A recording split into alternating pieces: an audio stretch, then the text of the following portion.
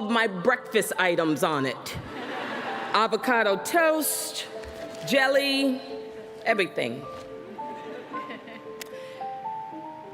President Bylock, distinguished faculty, alumni, family, friends, the 657 or so sisters in the audience, graduating class.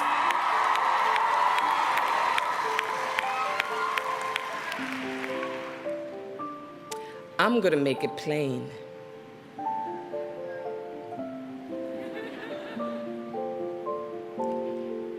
History is not the past. It is the present. We carry history with us. We are our history. In other words, you're a product of your environment.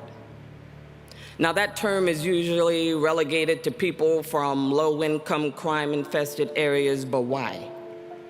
We are all a product of our environment. Your existence is an amalgamation of every triumph, every hard-won battle, every woman who had an idea and massaged it and had the courage to use it to change the world, every person who survived slavery, Jim Crow, and the Black Codes to the Trail of Tears, wars, and passed their dreams onto you.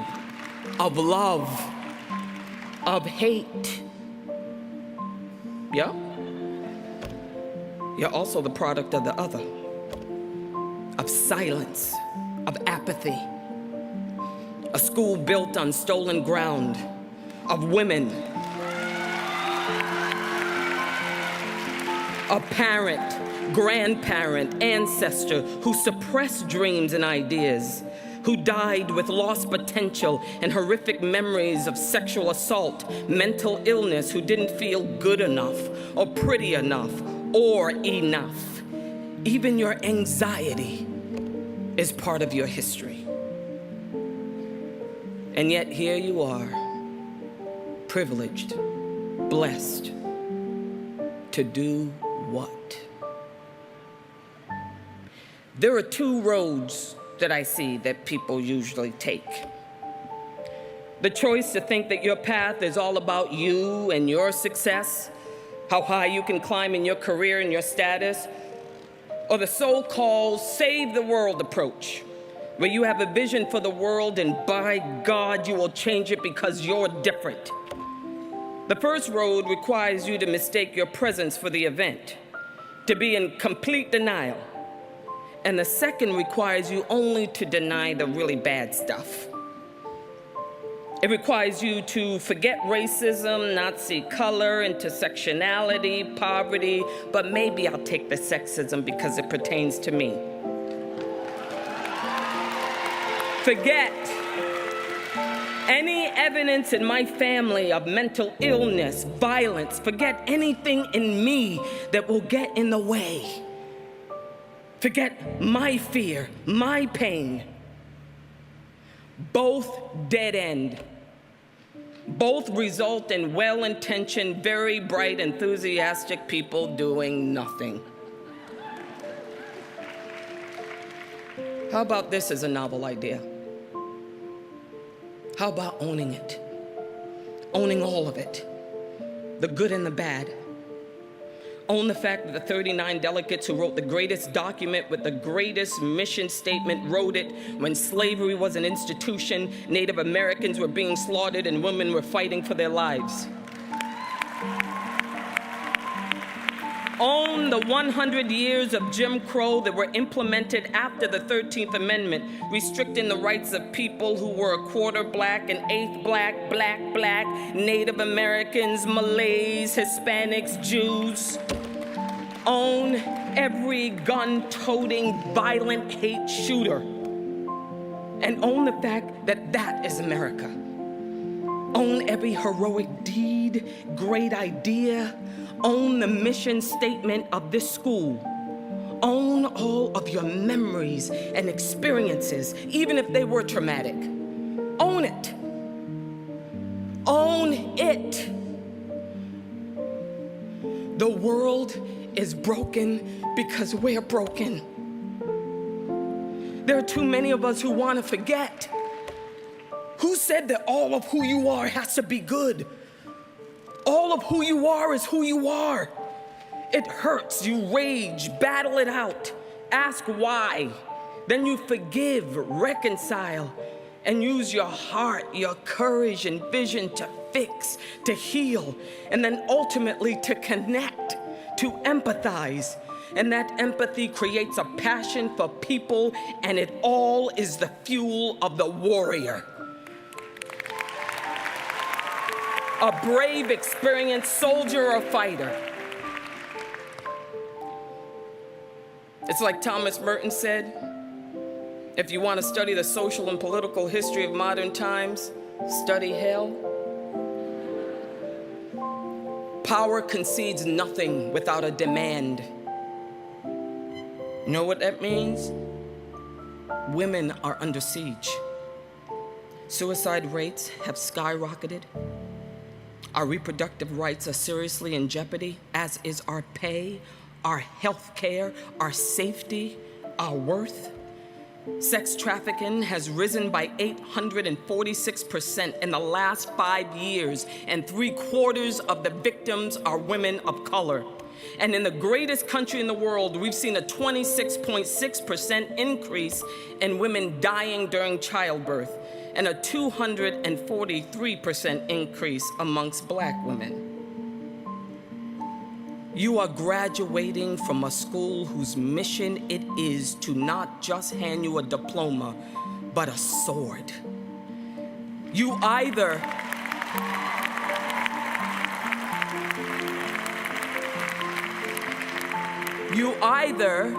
start wielding it, or you put it away as a conversation piece.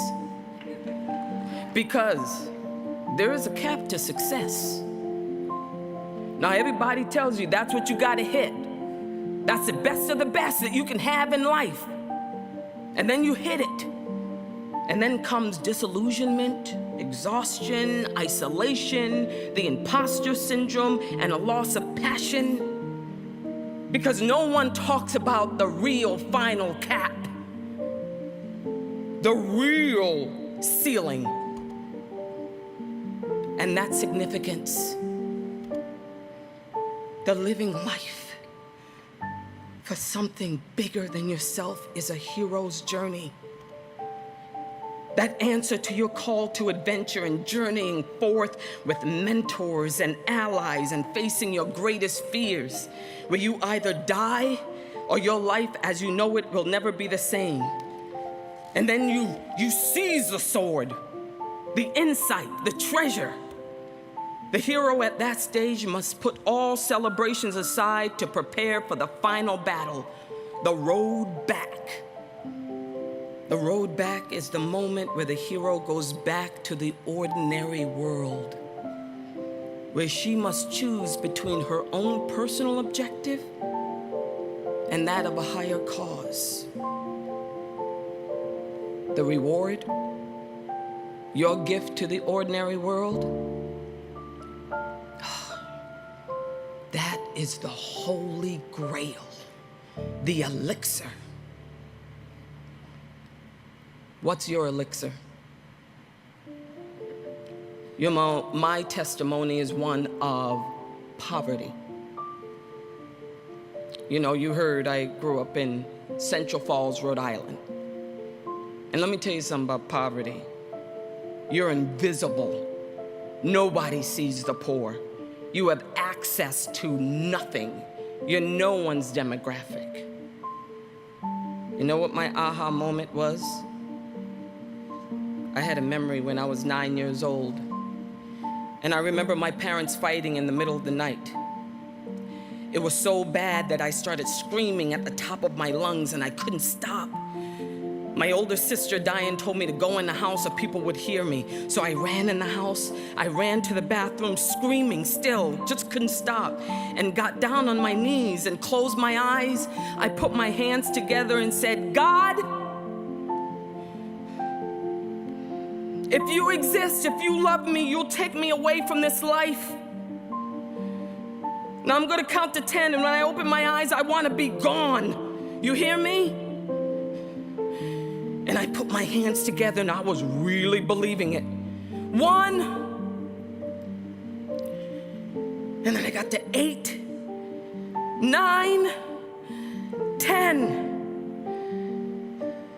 And I opened my eyes, and I was still there. But he did take my life. He left me right there. So when I gained vision and strength and forgiveness, I can remember what it means to be a child who was hungry. I could remember what it means to be in trauma. I could remember poverty, alcoholism. I could remember what it means to be a child who dreams and sees no physical manifestation of it. I could remember because I lived it. I was there. And that has been my biggest gift in serving. You can only understand people if you feel them in yourself. And you know what? The words of Joseph Campbell, you have not even to risk the adventure alone, because the heroes of all time have gone before you. The labyrinth is fully known. You have only to follow the thread of the hero path. And where you had thought to find an abomination, you shall find a God. And where you had thought to slay another, you shall slay yourself. And where you had thought to journey outward, you shall come to the center of your own existence. And where you had thought to be alone, you shall come to be with all the world. Now you know, I jumped out of a plane recently, lost my mind for half an hour. But you know, when you're flying up in the plane, you're anticipating the jump, your heart is beating, you're praying, you're doing everything possible. And then your instructor says, "It's time." And this is usually my Wakanda salute to my sisters, okay? So this is how I'm going to end it. When you put your legs outside of that plane, he tells you to put your hands up, put your head back, and then you fall. So with my hands up, what I'm saying is that on this day of your genesis, your leap, your commencement, your mark in your history, perhaps your elixir is simply this: that you can either leave something for people or you can leave something in people. Thank you.